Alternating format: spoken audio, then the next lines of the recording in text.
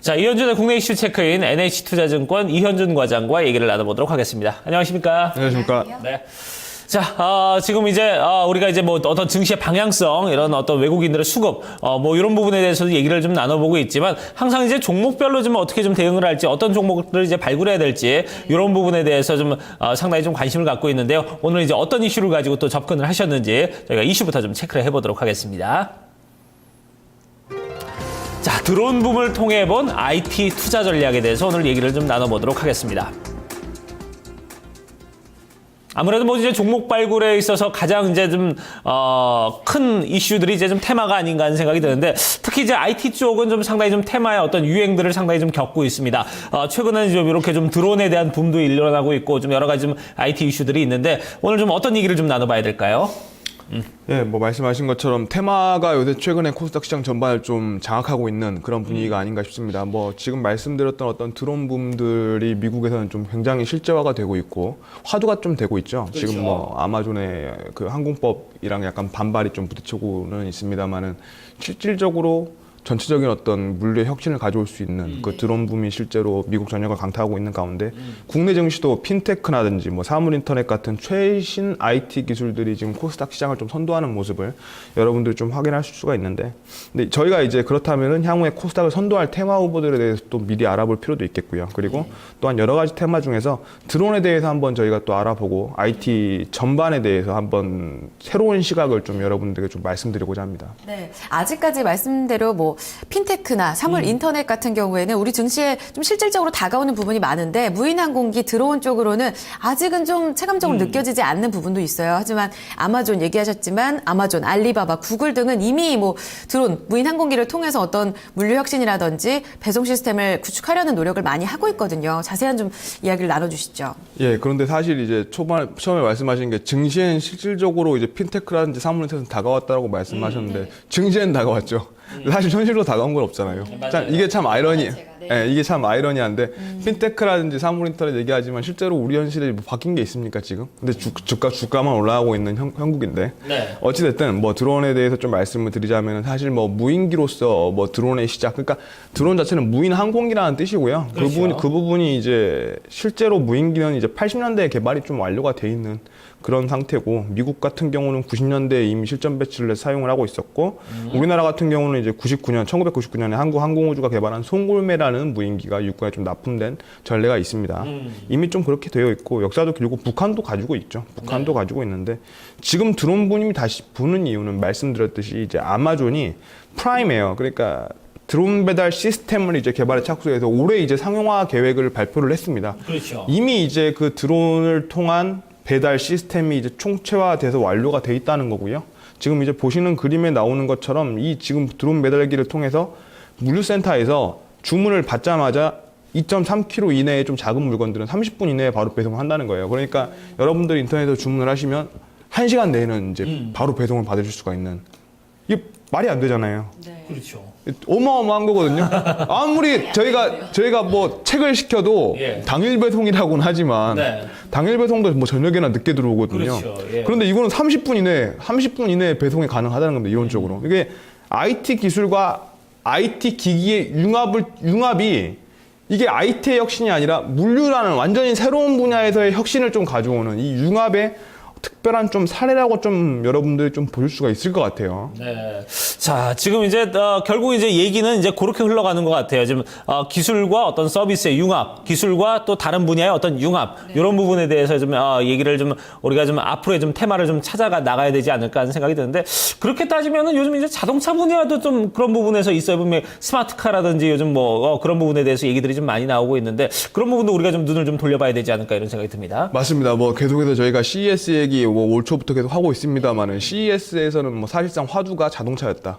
실제로는 뭐 이번 CES 2015년 CES는 모토쇼를 좀 분위기였다. 네. 보는 분위기였다. 좀 이런 얘기까지 나올 정도로 크게 좀 화두가 됐었는데 실제로 좀 준비된 그림을 좀 보시면 될 것 같아요. 제가 이제 그 CES 모토쇼에 나온 차량들의 좀 그림을 준비를 했는데 이 무인 자동차 기술에 좀 화두가 된 차량이 이제 아우디와 벤츠 이 두 가지 차량이라고 보시면 되는데, 지금 이 아우디 같은 경우는 특히 이제 885km를 무사고로 운전을 했습니다. 이게 서울하고 부산의 왕복거리예요. 이제 서울하고 부산을 왕복하는 거리의 885km를 그냥 무인으로 운전에 성공을 했다는 거죠.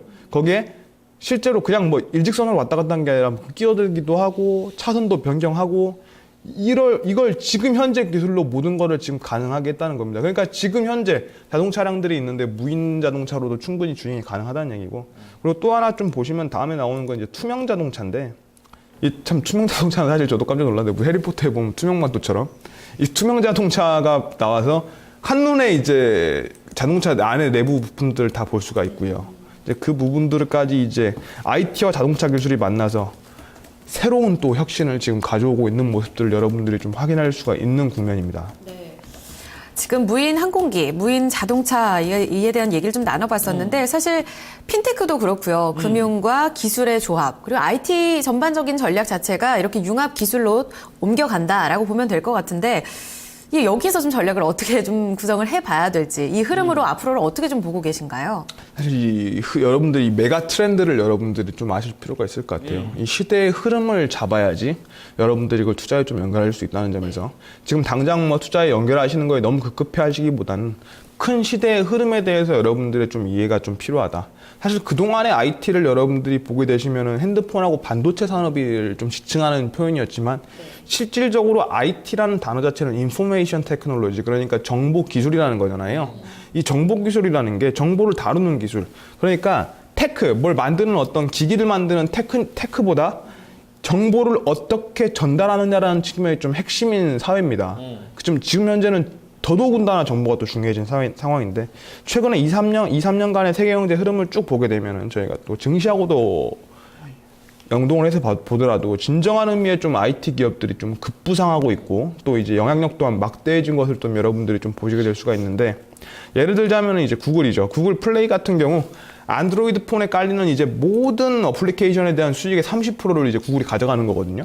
근데 이게 그냥 모든 어플리케이션 30%다 이렇게 생각하면 좀 그런데, 그 경우를 이제 게임으로만 국한을 해도 우리나라 뭐 컴투스 게임빌 뭐 연간으로 몇천 원씩 벌고 있지 않습니까? 양사 합쳐서.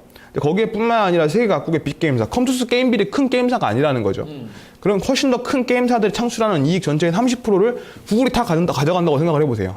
전 세계의 모든 게임사들의 매출의 30%를. 거기에 추가로 다른 어플리케이션 당연한 거잖아요. 그렇게 봤을 때 지금 이것만 해도 어마어마한데, 이렇게 창출한 이익들을 신사업을 해서 계속 좀 투자를 하고 있다는 거죠. IT 분야에서. 최근 2, 3년간 나온 이제 그 메가딜이라고 저희가 표현을 하는 1000억 이상의 M&A들을 보시게 되시면, 실제로 50% 이상이 이제 구글, 페이스북, 아마존, 애플 등의 IT 기업들이 차지를 하고 있고, 이게 IT를 제외한 모든 산업, 저희가 알고 있는 모든 산업, 뭐 건설, 자동차, 유통, 화학, 뭐 섬유 이런 것들 제약까지 다 합친 것보다 더 큰 수치예요. 정말 어마어마한 IT의 메가 트렌드에 여러분들이 지금 시대에 살고 있는 거고, 이러한 분야, 이런 시대에 살고 있는 만큼 여러분들이 투자에 대한 가치도, 지금 현재의 어떤 정통적인 투자에서 또 이러한 메가 트렌드에 좀 편승하는 그런 투자가 좀 필요한 시점이 아닌가라고 좀 판단을 하고 있습니다. 자, 지금 이제 메가 트렌드에 대해서 쭉 얘기를 나눠봤는데, 자, 근데 이제 중간에 이제 걸리는 부분이 항상 이제 정책적인 부분들 아니면 법안적인 문제들, 이런 부분도 우리가 좀 안 짚고 넘어갈 수가 없어요. 지금 아마존이 그렇거든요. 지금 드론에 대해서 지금 항공법에 지금 걸렸단 말이죠. 자, 그러면서 지금 서비스를 당분간 지금 할 수 없는 상황이 됐는데, 이런 부분에 대해서도 이런 이제 큰 돈을 벌어들여서 이제 큰 돈을 다시 쏟아 부었는데, 이런 상황이 벌어진다면 이게 좀 어떤 문제점에 부딪히지 않을까, 투자 위험에 좀 부딪히지 않을까, 이런 생각이. 그러니까 이게 캐즘의 문제라고 저희가 좀 하는 건데, 이 캐즘이라는 게 사실 산업의 초창기에 봉착을 하게 됐을 때 초기 투자자들이 굉장히 좀 크게 투자를 해서 시장이 좀 열리게 되는, 이게 이제 캐즘의 문제거든요.